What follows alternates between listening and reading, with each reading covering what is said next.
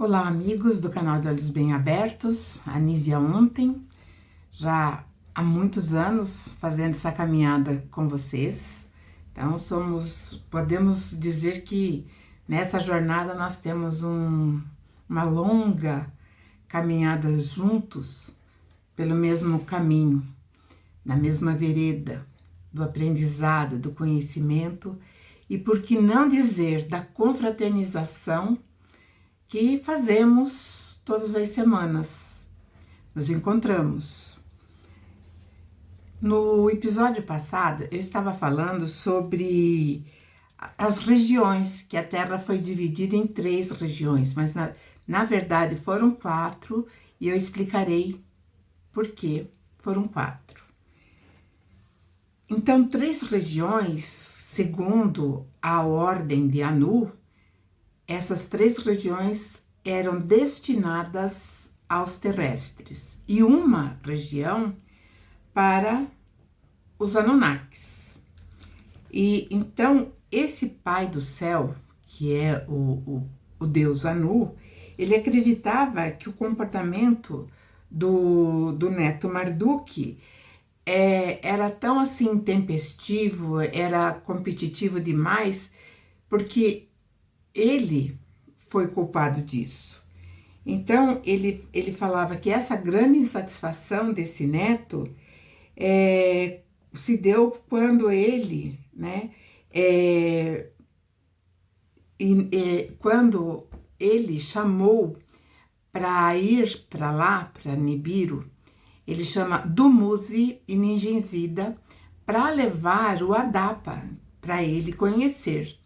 Então, ele acreditava que ali, nesse momento, houve, então, um gatilho que levou o neto a ser tão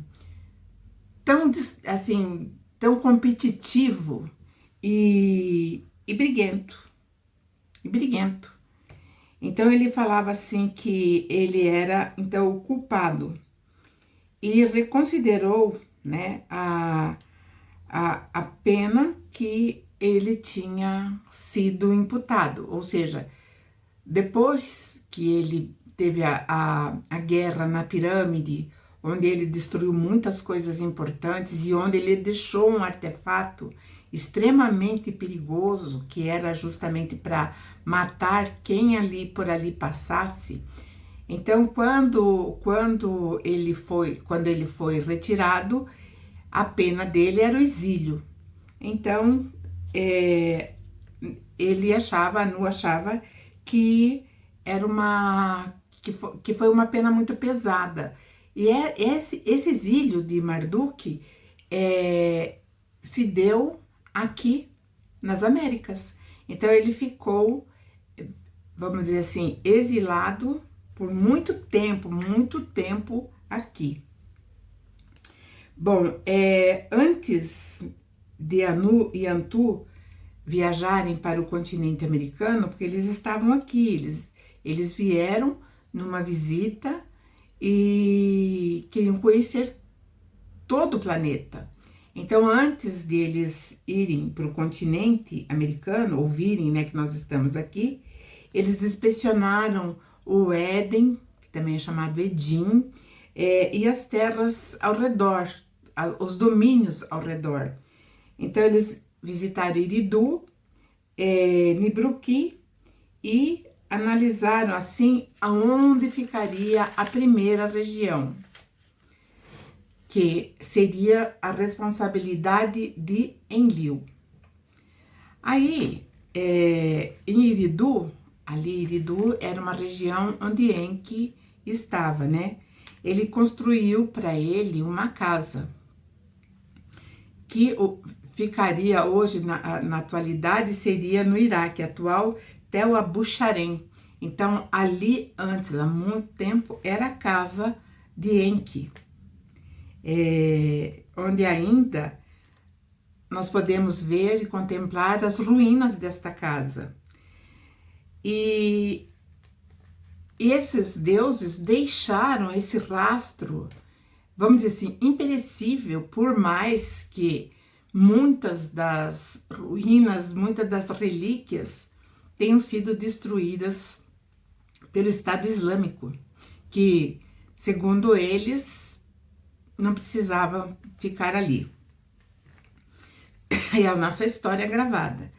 Quando percorriam essa região, né, porque estava Anu, Antu, Enlil, Ninharsag, Aninte, e toda, né, alguns netos como Ninurta, Ningenzida. Então, quando eles estavam percorrendo essa região, e quando chegou ali na região de Enki, Enlil queixou-se para o pai do céu, que era Anu, que Enki havia tomado e guardado as fórmulas ME, ou seja, essas fórmulas que é para elevar uma civilização, e não permitia que ninguém acessasse essas fórmulas, nem ele. Então Anu falou com diplomacia, assentado no lugar de honra dentro da casa de Enki. Então ele disse: meu filho Enki, você construiu uma magnífica casa para você, mas você vai dar grandes conhecimentos que se guardam em segredo nas fórmulas ME, mas que devem ser compartilhadas com outros Anunnaki, no caso, com os teus irmãos. Enki ficou muito contrariado com Enlil. Ele ficou assim, falando: mas agora deu de fazer reclamação de mim pro nosso pai? Mas ele prometeu a Anu que iria compartilhar, sim, essas fórmulas preciosas. Porque, afinal de contas, até então, o homem terrestre, ele tinha acesso, mas não existia ainda um decreto de civilização como comprometimento do homem da terra. Então, Anu achou que nesse momento, então, tinha que ser dado essa responsabilidade, e por isso, então, ele divide 3 regiões para os terrestres e uma para os deuses. Enki ficou, né, muito, falando, puxa vida, né, ficou constrangido diante do pai. E aí eles decidiram partir dali, né, numa nave, Anu, Antu, lembrando que Antu é a esposa de Anu e a mãe do filho único de Anu, que ele teve com ela, Enlil. Porque ele teve com outra princesa, ele teve o Enki, que foi o primogênito, foi o primeiro, depois Enlil com a Antu, que é vamos dizer assim, a rainha oficial, a esposa oficial. E aí eles pararam, né, numa região que se chama Unuguki, que eu já falei em outro episódio, e ali eles descansaram. Na manhã seguinte, então, os mais jovens, os netos, até bisnetos, né, vieram para serem abençoados e também para render homenagem ao Deus do céu, e também avô, bisavô. E entre essa parentela que ele não conhecia, seus descendentes, ele se encantou muito por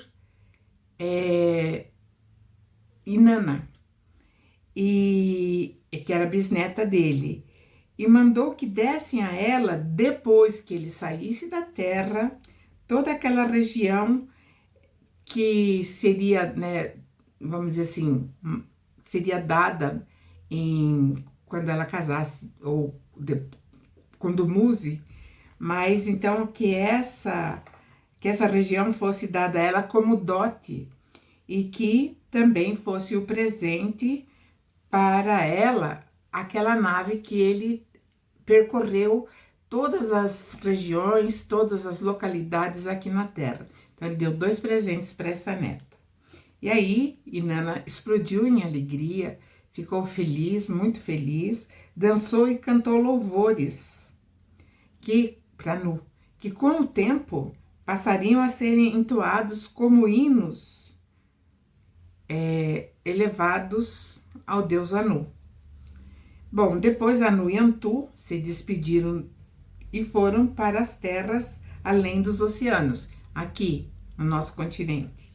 Enlil, Enki, Ninurta e Shikur os acompanharam a Terra Dourada. Se nós lembrarmos as nossas aulas de história, nós vamos lembrar assim que quando eles falam assim, quando a gente aprendeu história geral sobre os Incas, né, ali na Mesoamérica, que existia muito ouro, e tanto que, estudando isso, matéria até de provão, matéria de vestibular, que os espanhóis, acho que Vicente Pinzón, ele ficou tão fascinado pela quantidade de ouro, isso tempos depois, agora aqui pertinho da nossa era.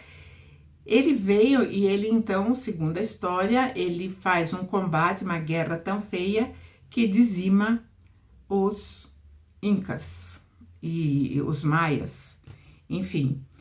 Mas então mostra aqui, né, historicamente falando, que essa região ela era realmente muito próspera, não só em ouro, né, mas em outros, digamos, em outros minérios e, enfim, riquezas extraídas do solo. Mas o ouro estava em primeiro lugar.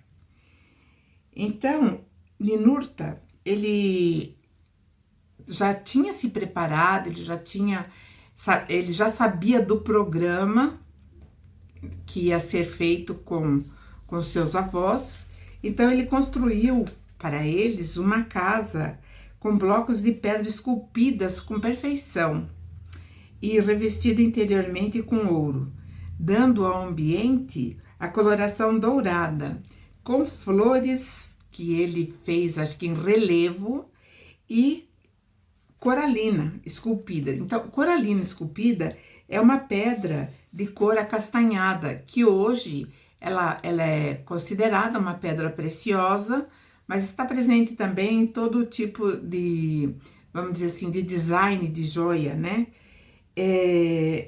Embora ela seja assim, essa cor acastanhada, que vai do marrom para um castanho, ela também pode ser encontrada na cor vermelha e se assemelha muito ao rubi. Então, imaginamos aí a casa que Ninurta construiu deveria ser extremamente linda, porque, segundo a descrição, brilhava com toda essa decoração. Ninurta mostrou, então, aos avós, né, principalmente a Anu, a abundância de ouro que tinha ali naquela região. E quando Anu viu, ele ficou muito satisfeito e ele disse, temos ouro suficiente para muitos chars. Chars seriam vários anos, né, que eles, como eu falei, um char é 3.600 anos. Então, Anu, pelo que ele viu, tinha ali ouro para muitos chars. Mostrou ainda a descoberta de um novo metal que ele extraía de pedras, que batizou de Anak. Então, essa pedra foi chamada de Anak, e que quando Ninurta descobriu, né, essa pedra e viu que ela podia formar uma liga, então fazia uma liga combinado com o cobre. Então ele falou, esse é um metal muito resistente para construção de artefatos, de veículos, de um monte de coisa. E Anu ficou assim bem impressionado com a fartura que a terra proporcionava. E ali perto de onde eles estavam tinha um lago. E o casal, né, real, Anu e Antu, foram passear nesse lago. E Anu então chama esse lago Lago de Anak. Anak, o mesmo nome que deu a pedra, né? Anak. Então ele deu também o nome do lago. Esse lago existe até hoje. Alguns falam que tá ali entre Titicaca, um nome mais ou menos assim, mas eu vou me aprofundar um pouquinho mais, porque tem um livro que fala exatamente desse período que eles tiveram ali, percorreram com o Pai do Céu todas essas, vou dizer, essas cercanias. Quando eles passearam, né, no lago, e como eu falei, Marduk, ele havia sido exilado aqui na terra, nos continentes da América. E aí, então, a Anu pede que ele queria visitar o neto. Então, ele foi, levaram ele até onde Marduk estava. E no encontro, não estava Sarpanite. E depois de abraços, beijos, depois da infusão do reencontro entre avô e neto, porque lembrando que Marduk, ele nasceu lá no planeta distante, em Nibiru. Então, ele estava com saudades do neto e provavelmente, acredito que o neto também estivesse com saudades dele. E aí ele perguntou, né, onde está Sarpanite? E com muito pesar, com muito sofrimento, Marduk falou que ela já havia falecido. E Anu o abraçou, então, muito comovido, porque notou nele um grande sofrimento. E aí ele diz, talvez esse foi o início de um problema que vai cada vez mais trazer ou repercutir até os nossos dias. Então, ele diz que você já foi castigado o suficiente, meu neto. Então, ele abençoou Marduk e disse que ele estava perdoado. Então, nesse perdão, Marduk se fortaleceu. Como foi o Pai do Céu que o perdoou, ele falou, agora ninguém me segura.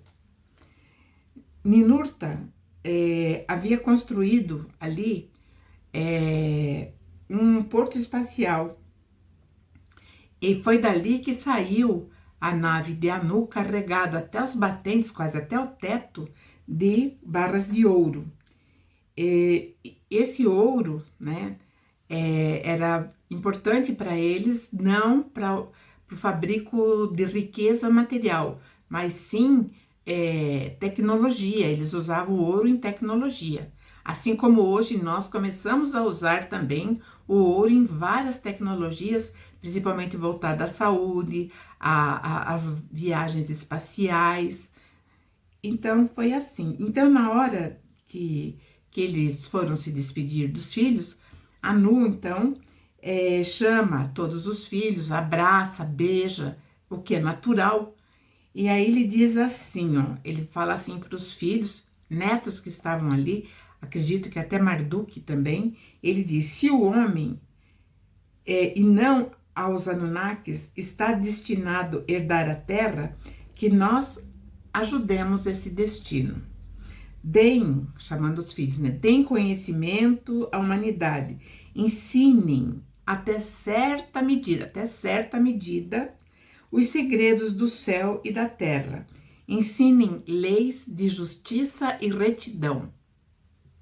Esse foi o decreto do Pai do Céu para os filhos que tinham uma capacidade intelectiva, tinham uma evolução em conhecimento em várias áreas, muito mais do que o humano da Terra. Então, eles se abraçaram, se beijaram e entraram na nave e partiram. Marduk, ele estava ali também presente, junto aos outros que ficaram, né? E ele pergunta então, porque ele estranhou, agora aqui tem um porto espacial? Então ele pergunta, o que aconteceu durante o meu exílio e que sem o meu conhecimento? Então, já começamos a observar aí que ele é rebelado e não tem jeito.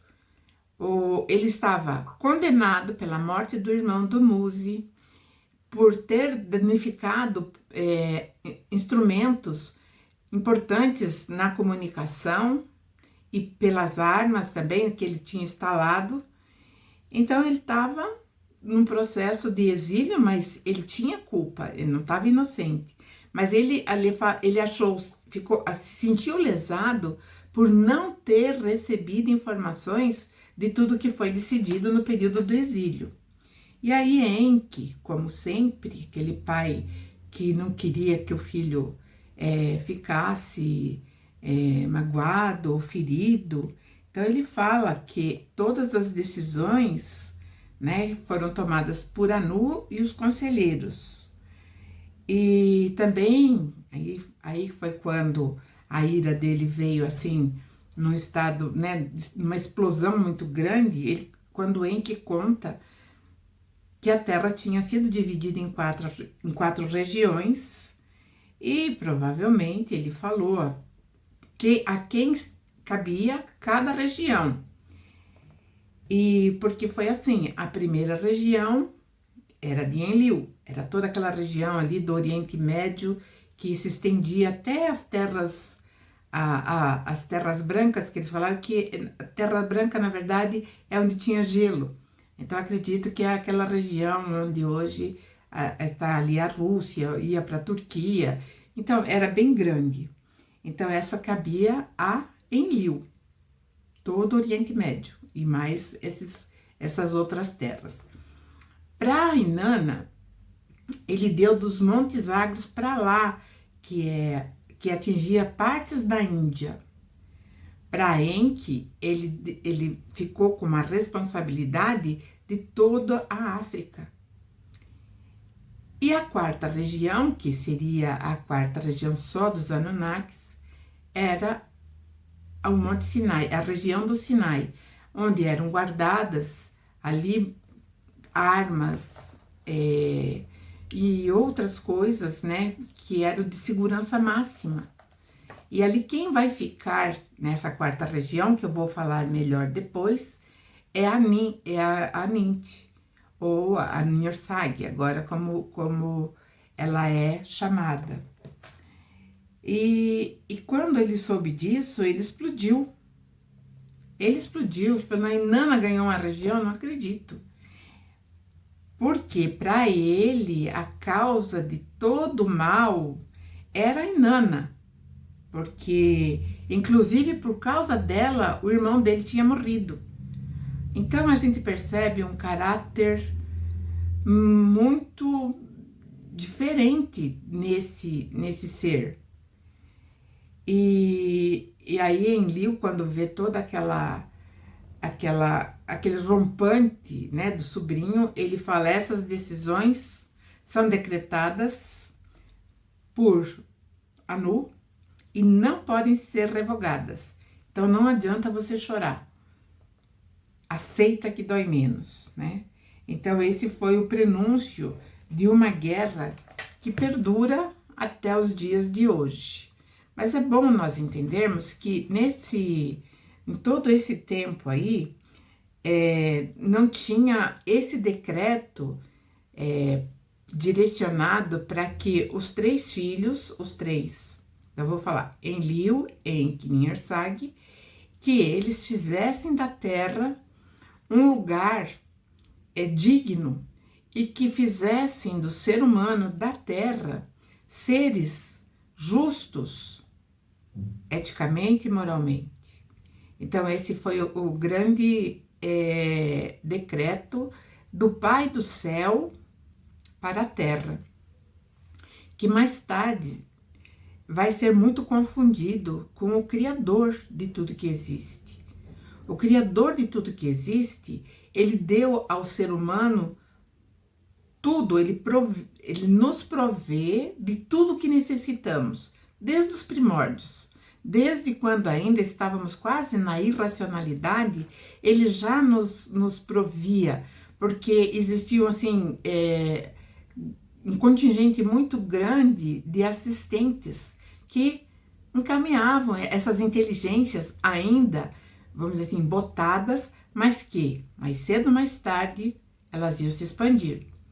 Com a chegada deles e com a necessidade que eles tiveram, Então, o ser humano da Terra, ele teve um crescimento intelectual muito grande, mas eles precisavam também equiparar, né, a intelectualidade com a moralidade.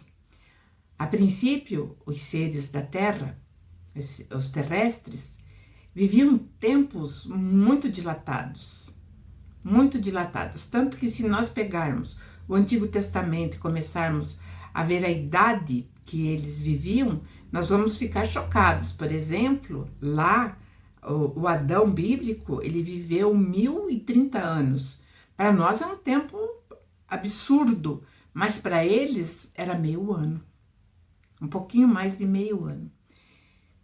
E anteriormente a isso, existia uma condição maior, embora o humano da Terra, ainda num estilo primitivo de vida, fosse uma presa fácil aos animais grandes e aos pequenos também, que nós sabemos que não é só as feras grandes que aniquilavam, que eram predadores dos homens, mas também os pequeninos, que eram até mais difíceis de ser detectados e por parecerem inofensivos, traziam grandes males também.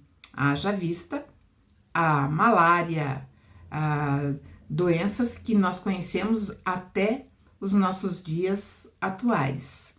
Então, nesse período que o homem foi, vamos dizer, alavancado no seu DNA, ele realmente tinha uma longevidade bem grande.